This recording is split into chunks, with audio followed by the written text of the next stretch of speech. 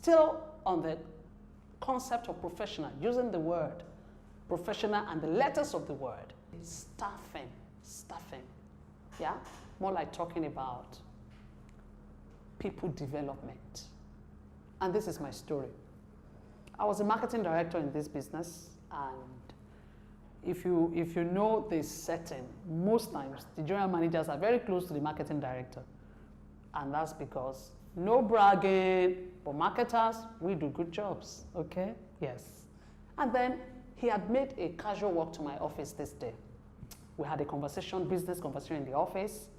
I chose to walk him back to his office. Along the way, out of the blue, he just said to me, Hannah, I'm thinking you should manage other West African business and be relocated to Accra, Ghana. I gave that a thought, and in 5 minutes I had an answer. That was because from a domestic point of view, my family life was in such a situation that I couldn't take that decision. I couldn't go out of, Nigeria, the market. I told him right away to say, sir, I'm so sorry. I'm not sure I'll be happy to do that because of the state of my family. He respected that. But right away, quickly, I offered to give him an option. And I mentioned one of my reportees, who was then a marketing manager. And I said to him, this chap can do this job. He says, no, he can't and all. And this is what you should note if you're a career person.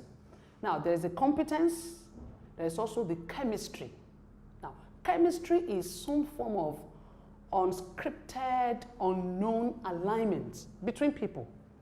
This is why sometimes we want to hire people and we say we're looking for people with managerial presence. What's that? So it's not even what you know. It's just your presence. It's just something about you. Some connection, unspoken, unrehearsed. Yeah, and that sometimes does count and rate higher than even what you know. So for some reason, this guy didn't have a good connection with the general manager. For what reason? He thought this man wasn't going to do the job. But I pressed on. As I walked him back to the office, I kept giving reasons why this guy qualifies. And I know that I needed to buttress my reason with facts. So I kept bringing forth results. This guy did this and that. Business grew. His brand has grown by so and so percentage. His P&L looks like so and so, that and that. I just reeled and reeled. At some point, he said to me, okay, let me think about it. Yours truly. This guy got the role, and he was relocated, which was very good for his career and all. But the interesting part was he never knew the role I played in his career. A few things happened later, and he didn't quite appreciate my management style, who I was, and my leadership style with them. He took the GM someday to call him, and he was an expatriate GM. Let him know, and this GM made him know to say, but for this lady, you were never going to get this assignment. He did that. And then he came back to me and said, Hannah, thank you. The GM says, but for you, blah, blah, and all of that, that's fine. But for me, there was the comfort and the joy of the fact that whoever was a staff with me, whoever was a manager with me, I had the back of whoever was a manager with me, which was very important. So this is the lesson here. When we talk about staffing, in life, God brings you across people. They are not all on the same level. Point will be, if you are their manager, how much are you investing in their lives? How much good are you giving to them?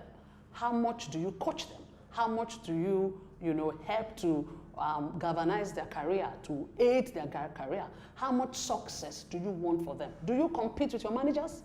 You'll be shocked. There are some managers that compete with their subordinates. It's because they are not self-assured.